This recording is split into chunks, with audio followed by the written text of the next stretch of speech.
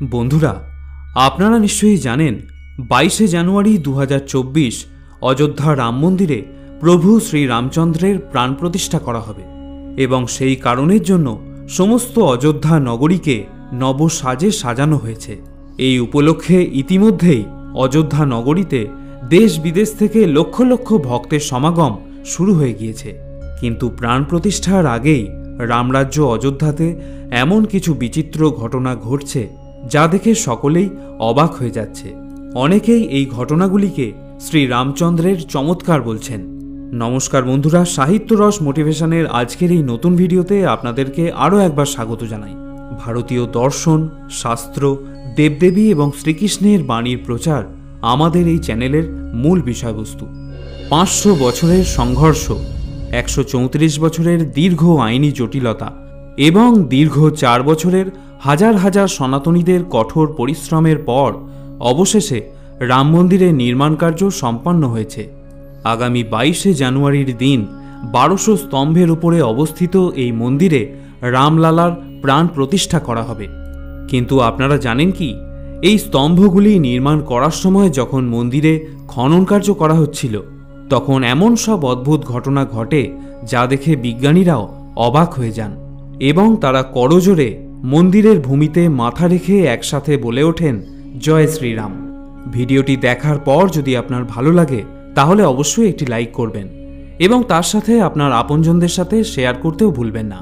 যদি এই চ্যানেলে আপনি নতুন শ্রোতা হয়ে থাকেন তাহলে অবশ্যই চ্যানেলটিকে সাবস্ক্রাইব করার অনুরোধ রইল।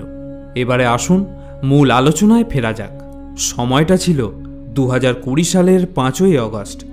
দীর্ঘ 2 বছরের অপেক্ষার পর অবশেষে রাম মন্দিরের ভূমি পূজা শুরু হয় আর তৎক্ষণাৎ মন্দিরের খনন কার্যও শুরু করা হয়। ওই সময় রাম মন্দিরের ইঞ্জিনিয়ার 1200টি স্তম্ভ বিশিষ্ট একটি সুবিশাল মন্দিরের ডিজাইন তৈরি করেন।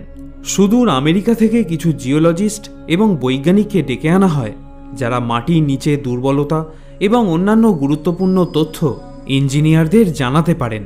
উত্তরপ্রদেশ সরকারের একমাত্র লক্ষ্য এটাই ছিল যে মন্দিরের স্থাপত্য যেন এতটাই শক্তিশালী হয় যে আগামী 1000 বছর এই মন্দির টিকে থাকতে পারে। তাই মন্দিরের খনন কার্যের সময় প্রথমেই 100 ফিট গর্ত করা হলো এবং তারপর গভীরতা 200 ফিট বাড়িয়ে মন্দিরে নির্মাণ কার্য শুরু করা হলো। কিন্তু যেই রাম মন্দির নির্মাণ করার সময় মাটি কাটা শুরু হলো তখন এমন কিছু আশ্চর্য ঘটনা ঘটল যা দেখে আমেরিকান বিজ্ঞানীরাও অবাক হয়ে গেলেন। এমনকি মুখ্যমন্ত্রী যোগী আদিত্যনাথ থেকে শুরু করে প্রধানমন্ত্রী নরেন্দ্র মোদীও চিন্তিত হয়ে পড়লেন। ঘটনাটি রাম মন্দির নির্মাণের সময় ঘটে, যখন আমেরিকা থেকে কয়েকজন বিজ্ঞানী রাম মন্দির নির্মাণের কাজে সহায়তা করতে আসেন। মন্দির নির্মাণের জন্য মাটি কাটার কাজ খুব সহজভাবেই এগোচ্ছিল, কিন্তু মাটি কাটার সময় দেখা গেল জমির একটা অংশ ক্রমশ নরম হয়ে যাচ্ছে, যা দেখে বৈজ্ঞানিকরা ওই স্থানে আরও গভীরভাবে মাটি খোঁড়ার পরামর্শ দেন। সেখানে উপস্থিত সকলেই এটা দেখে অবাক হয়ে যান যে সেই স্থান থেকে ক্রমশ জলের ধারা বের হয়ে আসছে। তখন পরীক্ষা করার জন্য তৎক্ষণাৎ সেই স্থান থেকে বালি, মাটি ইত্যাদি স্যাম্পেল সংগ্রহ করা হয় আর দ্রুত ল্যাবে গিয়ে সেই স্যাম্পেলকে পরীক্ষা করা হয়।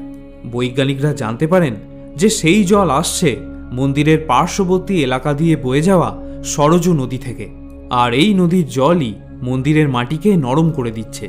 বন্ধুরা, এই নদীর জল বৈজ্ঞানিকদের কাছে একটি গুরুত্বপূর্ণ সমস্যা হয়ে দাঁড়ায়। যদি এভাবেই নদীর জল মন্দিরের মাটিকে নরম করে দেয় তাহলে মন্দিরের পিলার বা স্তম্ভগুলি দুর্বল হয়ে পড়বে আর জলের কারণে পিলারের মধ্যে থাকা লোহার রডে জংও ধরে যাবে। এরপর বৈজ্ঞানিকরা অনেক পরীক্ষা নিরীক্ষা করে 12টি স্তম্ভ নির্মাণ করলেন এবং মাটির 100 ফুট নিচে রেখে 28 দিন পর্যন্ত সেগুলিকে পরীক্ষা করলেন। 28 দিন পেরিয়ে যাওয়ার পর সেই স্তম্ভগুলির উপর 600 টন ভর প্রয়োগ করা হলো, কিন্তু আশা অনুরূপ ফল পাওয়া গেল না। সেই 12টি স্তম্ভ নিজের নিজের জায়গা থেকে বিচ্যুত হয়ে পড়ে। তাই বাধ্য হয়ে রাম মন্দিরে নির্মাণ কার্যকেও থামিয়ে দেওয়া হয়। আমেরিকান জিওলজিস্ট এবং বৈজ্ঞানিকরা এটা বুঝতে পারছিলেন না যে ভিজে মাটির ওপর কিভাবে মন্দির নির্মাণ করা সম্ভব, কিন্তু তখনও তারা জানতেন না যে এই মন্দির নির্মাণের নেপথ্যে পরমেশ্বর ভগবানের আশীর্বাদ রয়েছে। অবশেষে কোনো উপায়ান্তর না দেখে বৈজ্ঞানিকরা অযোধ্যাবাসীদের সাথে একসঙ্গে প্রভু শ্রীরামচন্দ্রের পূজা অর্চনা করতে শুরু করলেন। কারণ প্রতিটি অযোধ্যাবাসী এবং বৈজ্ঞানিকরা এটা জানতেন যে সরজু নদীর জল যদি না থামে তাহলে রাম মন্দির তৈরি করা সম্ভব নয়। আর তখনই ভক্তদের আস্থা দেখে প্রভু শ্রীরামচন্দ্র তাদের পথ দেখালেন। ইন্ডিয়ান ইনস্টিটিউট অব টেকনোলজির যে বৈজ্ঞানিকরা এই প্রজেক্টে কাজ করছিলেন তারা এই সমস্যার একটা সমাধান খুঁজে পান। তারা এই ভিজে মাটিতে স্তম্ভ নির্মাণ করার একটি অভিনব পন্থা আবিষ্কার করেন। এই ঘটনা লক্ষ্য করে যে বৈজ্ঞানিকরা যে কোনো বিষয়ের কারণ বের করেন তারা পর্যন্ত শ্রীরামচন্দ্রের ভক্ত হয়ে ওঠেন। পরবর্তীকালে তারা প্রত্যেকেই স্বীকার করেছেন যে রামলালার মন্দিরে তারা দৈব শক্তির অনুভূতি পেয়েছেন। এরপর মন্দির নির্মাণের কাজ পুনরায় শুরু হয়ে গেল। কিন্তু বন্ধুরা, এটা সবেমাত্র শুরু ছিল। এরপর পিলার বসানোর জন্য বৈজ্ঞানিকরা মন্দিরের মাটিতে আরও 200 ফিট গর্ত করলেন এবং সেখানে তারা এমন কিছু পেলেন যা তারা কল্পনাও করতে পারেননি।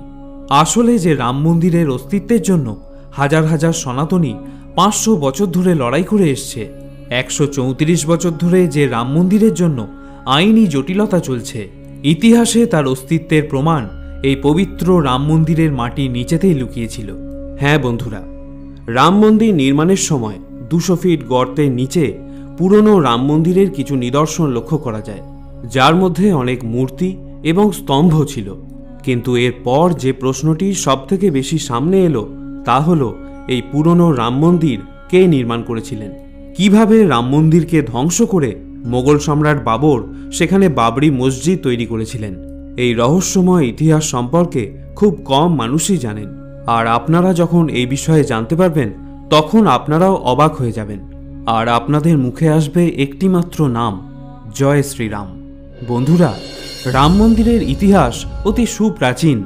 এই পবিত্র ভূমিতে শ্রী রামচন্দ্র জন্মগ্রহণ করেছিলেন, তাই অযোধ্যাকে শ্রী রামচন্দ্রের জন্মভূমি বলা হয়ে থাকে যে শ্রী রামচন্দ্রের জলসমাধি নেওয়ার পর অযোধ্যা নগরী কয়েক বছরের জন্য উজাড় হয়ে গিয়েছিল, কিন্তু তার জন্মভূমিতে গড়ে ওঠা মহল একই রকমের থেকে যায়। এরপর ভগবান শ্রী রামচন্দ্রের পুত্র কুশ অযোধ্যা নগরীর পুনরুত্থান করেন। এই নির্মাণের পর সূর্যবংশের আগামী 44 বংশধর মহারাজা বৃহৎবলীর রাজত্বকাল পর্যন্ত অযোধ্যা নগরী সম্ভ্রান্ত ছিল। কৌশল রাজা বৃহৎবলীর মৃত্যু মহাভারতের যুদ্ধে অভিমন্যুর হাতে হয়েছিল এবং মহাভারত যুদ্ধের পর এই অযোধ্যা নগরী সম্পূর্ণরূপে ধ্বংসস্তূপে পরিণত হয়। কিন্তু রাম জন্মভূমির অস্তিত্ব একই রকমের থেকে যায়। এরপর বহু বছর কেটে যায়। উজ্জয়িনীর চক্রবর্তী সম্রাট বিক্রমাদিত্য একবার ঘুরতে ঘুরতে এই অযোধ্যা নগরীতে পৌঁছে যান। পথশ্রমে তিনি এতটাই ক্লান্ত ছিলেন যে তিনি সরজু নদীর ধারে একটি আম গাছের তলায় বিশ্রাম করতে বসেন। এটা সেই সময়ের কথা যখন অযোধ্যা নগরী সম্পূর্ণরূপে ঘন জঙ্গলের মধ্যে অদৃশ্য ছিল। সেখানে কোনো মানুষের কোনো বসবাস ছিল না। রাজা বিক্রমাদিত্য এই জমিতে কিছু চমৎকার দেখতে পান। স্বাভাবিকভাবেই তিনি এই চমৎকারগুলির কারণ জানতে আগ্রহী হয়ে পড়েন। অনেক অনুসন্ধান করার পর তিনি মুনি ঋষিদের কাছে জানতে পারেন যে এই অযোধ্যা নগরী একসময় শ্রী রামচন্দ্রের জন্মভূমি ছিল। তখন অযোধ্যা নগরীতে রাজা বিক্রমাদিত্য সরোবর, কূপ এবং রাম মন্দির নির্মাণ করলেন। কথিত আছে তিনি 84টি কালো স্তম্ভের উপর রাম মন্দির নির্মাণ করিয়েছিলেন। খুব সুন্দর একটি রামের মূর্তিও তিনি স্থাপন করলেন। বিক্রমাদিত্যের পরের রাজারা অত্যন্ত যত্নের সাথে এই মন্দিরের দেখাশোনা করেছিলেন। এরপর 14ই শতাব্দীতে মোগলরা ভারত আক্রমণ করল আর তারপর স্বাভাবিকভাবেই তারা রাম মন্দিরকে ধ্বংস করার অনেক রকম প্রচেষ্টা চালায়। তারপর 1527 সালে এই রাম মন্দিরকে পুরোপুরিভাবে ধ্বংস করে দেওয়া হয় এবং রাম মন্দিরের পবিত্র ভূমিতে মোগল শাসকেরা বাবরি মসজিদ তৈরি করে। মসজিদের অভিলিখন থেকে জানা যায় যে মুঘল সম্রাট বাবরের আদেশে সেনাপতি মীরবাকি এই মসজিদের নির্মাণ করেছিলেন। 1992 সালে কর সেবক দ্বারা এই মসজিদ আক্রমণ করা হয় এবং গুঁড়িয়ে দেওয়া হয়, যা পুরো দেশ জুড়ে এক সাম্প্রদায়িক দাঙ্গার বিস্ফোরণ ঘটায়। সেই দিন থেকে 500 বছর ধরে এই মন্দিরকে পুনর্বার নির্মাণ করার জন্য আন্দোলন চলতে থাকে। এরপর ভারতের সুপ্রিম কোর্ট রাম মন্দির বানানোর পক্ষেই রায় দেয়। এরপর 2020 সালের 5ই আগস্ট রাম মন্দির বানানোর জন্য ভূমি পূজন হয় এই মন্দিরের নির্মাণ কার্য এখন প্রায় শেষের দিকে। আগামী 22শে জানুয়ারি সবার প্রতীক্ষার অবসান ঘটিয়ে রামলালা পুনরায় প্রতিষ্ঠিত হতে চলেছেন সেই রাম মন্দিরে, এবং 24শে জানুয়ারির দিন রাম মন্দিরের শুভ উদ্বোধন হবে। বন্ধুরা, রাম মন্দিরের সঙ্গে জড়িত আরও একটি চমৎকার কথা হলো, এই রাম মন্দিরের গর্ভগৃহের প্রায় 2000 ফুট নিচে রাখা আছে একটি টাইম ক্যাপসুল। এখন আপনারা হয়তো ভাবছেন এই টাইম ক্যাপসুল আবার কি? এই টাইম ক্যাপসুল হলো বিশেষ পদ্ধতিতে নির্মাণ করা একটি কন্টেনার। যে কোনো রকমের প্রাকৃতিক দুর্যোগ ও আবহাওয়াকে সহ্য করে কোনো বস্তুকে এই কন্টেনারের মধ্যে হাজার হাজার বছর ধরে রক্ষা করা যায়। আর রাম মন্দিরের মধ্যে রাখা এই টাইম ক্যাপসুলের মধ্যে একটি তাম্র লিপি রাখা হয়েছে।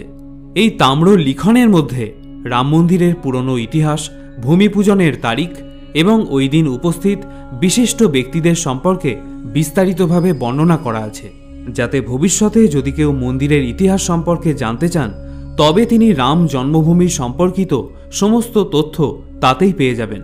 আর এর ফলে কোনো নতুন বিতর্কও সৃষ্টি হবে না।